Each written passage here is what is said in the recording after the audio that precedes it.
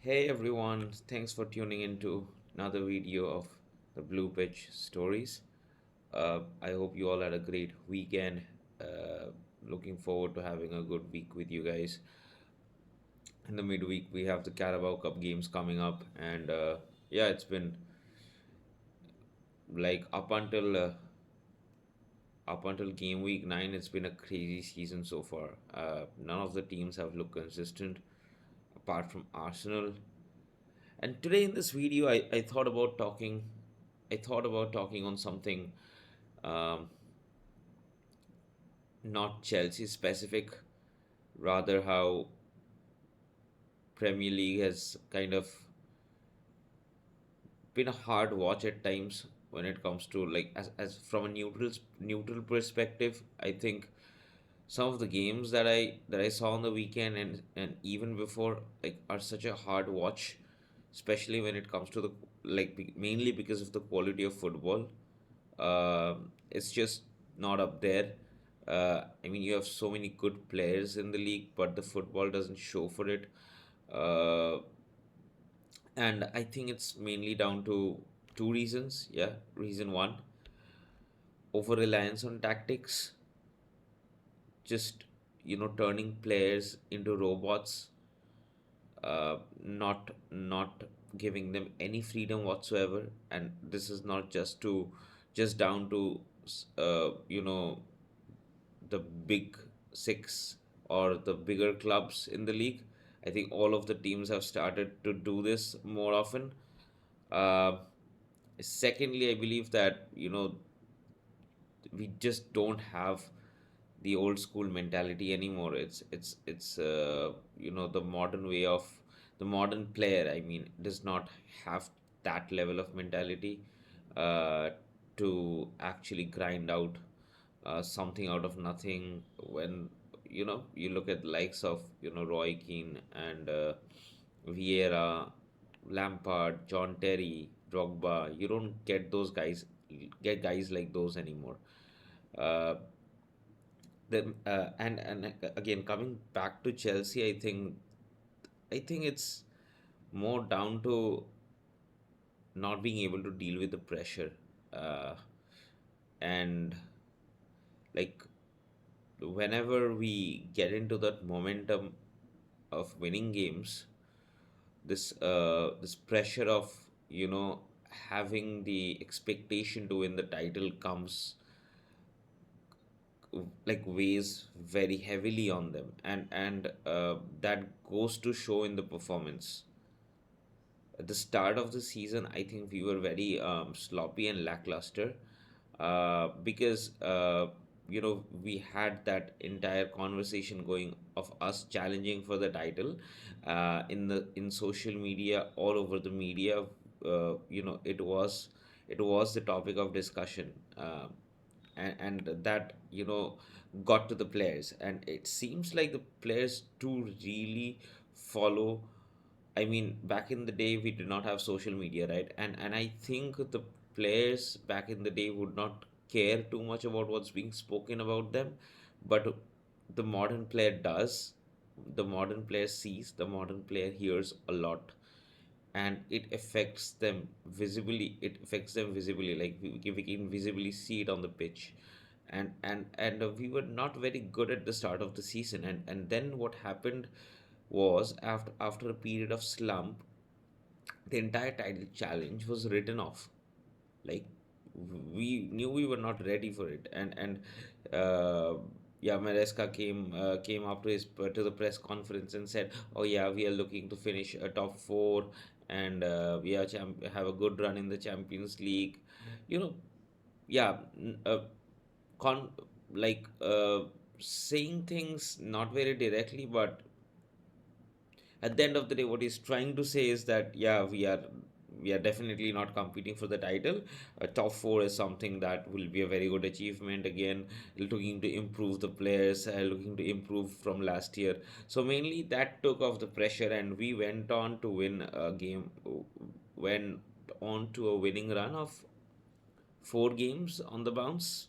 I think again that as fans, we are entitled I think we have the right to expect, and we got our hopes up.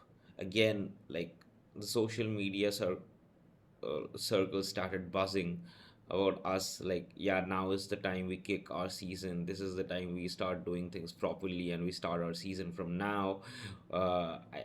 Things are going on the up, and again, the expectation comes back on the players, and we put up a stinker against Sunderland. So again, I think it's mostly down to these the young squad not being able to manage, not being able to manage the expectations. Now, the first thing that I was talking about is yeah, the the quality of football just not being there. Like, I watched a lot of games. Uh, Even if I were an Arsenal fan, I would love my team. Man, I would absolutely, if someone tells me that you get to play the way Arsenal plays, but at the end of the day, you finish where you are in the league, top of the league, I would take that any day of the week. I don't get with the hate and the jealousy. Oh, you're playing shit, you're playing crap, and you don't deserve to be first. They deserve to be first in the league. Not, I'm not saying not necessarily because they have been the best.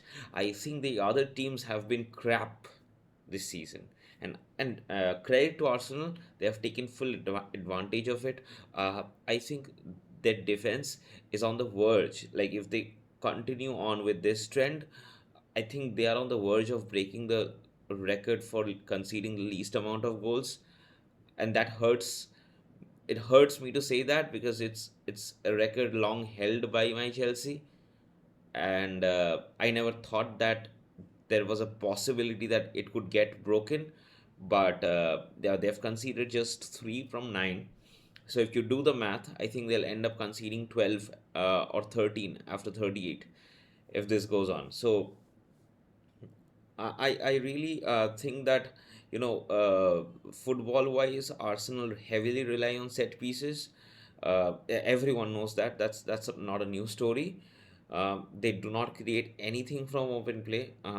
Their football is very controlled, very passive, very robotic. uh, they do not give a sniff to the opposition. And if I were an Arsenal fan, if I see my team score a goal, I know that we have won the game already. Like, just that assurity is a blessing for a fan. Just to be able to sit on the couch or go to the stadium, see my team nick a goal, and just sit back, knowing that we have done it. Yeah, I don't worry. I don't have to worry about a thing. Look, to hell with the performance, man. I got the 3 points, and that's all that matters, man. After having grinded out in the Premier League under Arteta for 6 years, I think it doesn't matter how you play now. You got to win the league, and that's what they're doing. I think that they're having the right approach, but it's only working because teams like Man City, Liverpool, they have been shit this season, yeah. And yeah, from a neutral standpoint, I think that's it's a really hard watch. I watched Aston Villa versus Man City. Again, Man City's football very much relies on, again, possession based, controlled. The wingers out wide hugging the touchline, the fullbacks coming in, inverting a bit into the half spaces. They recycle possession from left to right very quickly, and then they look to find that one good pass that will find Haaland. And their over reliance on Haaland is coming back to bite them very heavily, because if Haaland doesn't score, Man City don't win. And it's not just the first time this has happened. Like, this has been a trend that's going on since the last season. And I think that Pep Guardiola's football is a fantastic brand of football if you have fantastic players in your team. If you have the likes of prime Kevin De Bruyne, if you have the likes of Aguero, if you have the likes of Rodri in the starting 11, if you have a prime Gundogan, if you have a prime Riyad Mahrez, if you have a prime Bernardo Silva, you know, then it is then when it is then their football really shines. I think the problem with Man City is that they do not have that level of quality, and it is laughable because they have spent a lot of money. Again, the market is inflated. You get 80 million for Jackson these days. Come on, man. Not even getting into that. But yeah, it's a new team. It's inexperienced. I think it does not have that quality yet, and that is the reason why their football looks very passive. I watched City versus Aston Villa, and they created almost nothing in that game apart from a few chances that Haaland had. He could not finish. They had to pay for it because just you know that eventually if City don't score, they cannot keep a clean sheet. I think their high line gets exposed, and I know that their goal did not come off them being on the high line. It came off a very good individual strike from Matty Cash, but yeah, this is it's a pattern of how Guardiola's team concedes. On the counter, you keep a tight line, the team breaks on the counter, and 1-2 pass, the defense is completely exposed. It it happens more often than not because they're not able to kill games. They're not able to create enough. uh, the football is very, if you do not have quality players, it's very boring to watch. I think with Chelsea again is the same. Enzo Maresca being a student of Pep, I think he takes not exactly the same but a similar approach. And again, I've been reiterating this time and again, this squad, again, the players that we have on the starting 11, the players that we had against Sunderland starting, but just not good enough to play that brand of football, that brand of side to side, controlled football with incisive passing into the half space, being able to dribble, run into the half space and create some chances. I think that will only come if you have quality players in the team. Uh, like quality, I mean super super quality, not Pedro Neto level of quality, yeah, who can only rely on inverted crosses when it comes to taking on the defender, taking on the fullback like 1v1. So it's pretty shit. And now, uh, the second thing I wanted to like talk about is like how Liverpool, like the whole circus that's going on at Liverpool right now. It's a madness.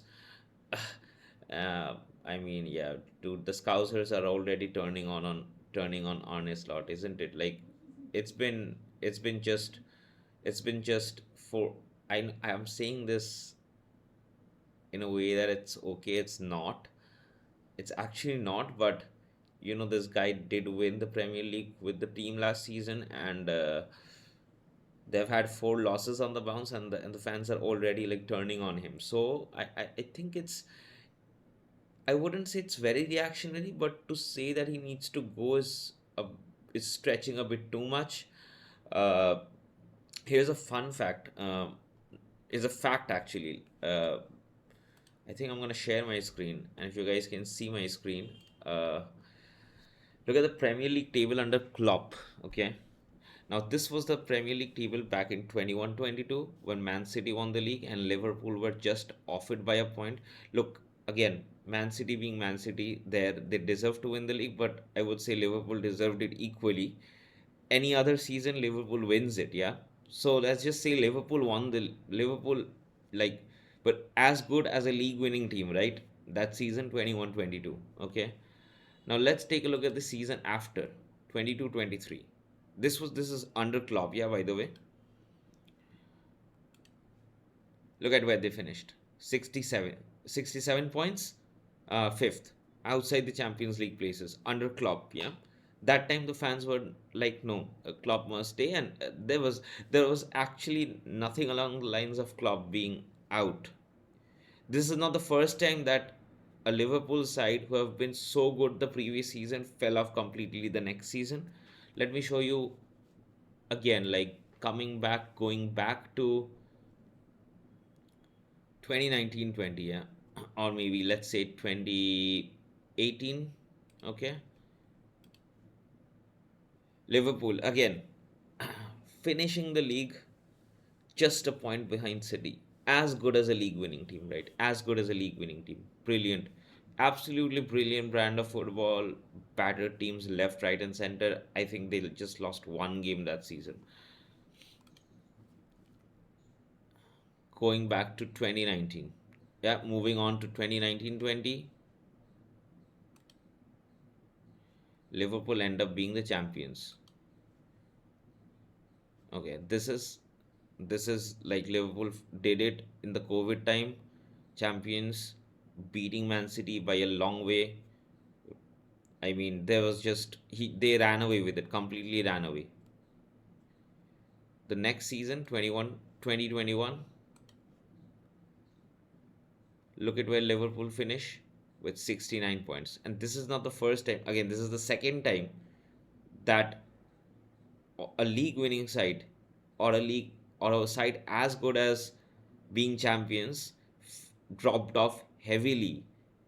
Yeah, and they got 69 points, 30 points behind what they finished last season, the season before. So I think this is not down to completely Arne Slot. I think there's something wrong with this team wherein they perform at the highest level and then they drop off completely the year after. This is a trend. You look at this. This is a trend with the side, and none of it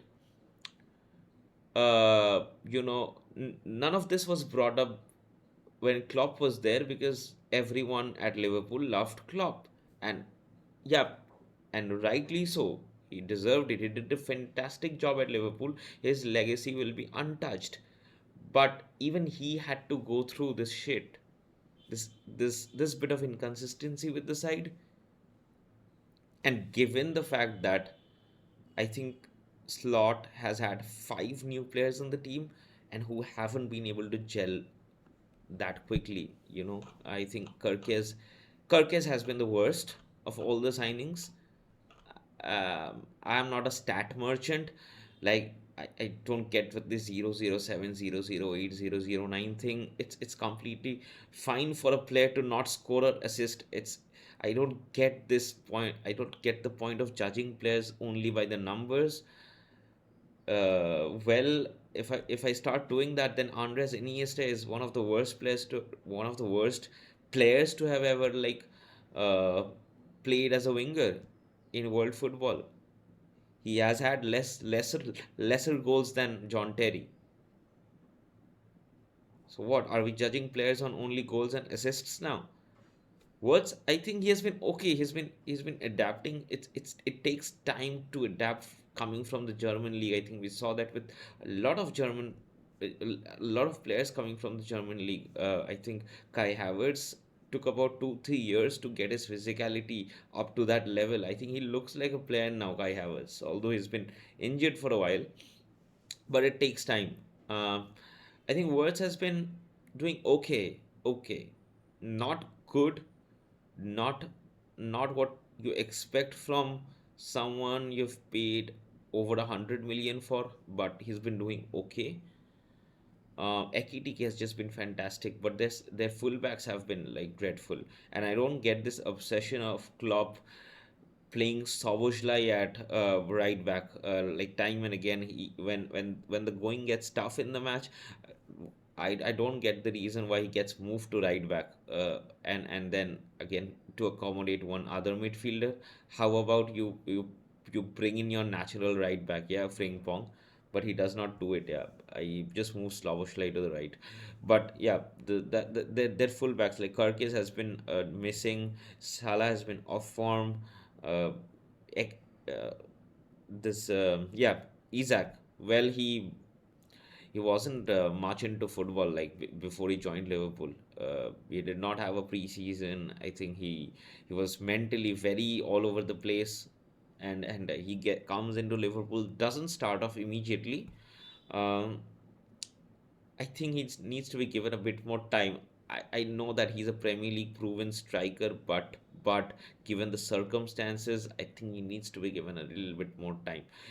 At the end of this season, if Liverpool say have a catastrophe, right? If they finish ninth, 10th in the league, then you completely have the right to say Slot has to go. But at the end of the day, if you finish again in the top four, um, and just get into the momentum of winning again, I think you don't have a reason, a solid ground for to say that Slot should go, because just like how I showed you, this is not just this has not been happening just under Slot. This had this situation, this instance of the team dropping from a high level has been there when Klopp was a manager, when Klopp was there as well. So I think it's pretty too early to say that Slot needs to go. It's just my opinion. Well, yeah, that was, I think, that was it for this video. I think I do not have to add much when it comes to Chelsea. Again, looking forward to the game versus Wolves, but there's nothing really to add to. I think Liam Delap is back, so I might do a match preview again. I think tomorrow. So stay tuned for that. I hope you really like the video. Comment. Uh, it's because of only you guys and you guys I'll be able to feel motivated enough to make videos and put content out there, and at the end of the day be better at this, because I'm new to this. So I'm just the more I speak, the more I get into the habit of making content, uh, and the more you guys bless me with, uh, y- just bless me, the more I'll get better at it and stay motivated. So yeah, you guys make me or break me at this stage. So I'll highly appreciate if you do comment on this video, hit the subscribe button, hit the bell notification, and stay tuned for my next upload. I'll be back again with another one. See you guys. Peace out.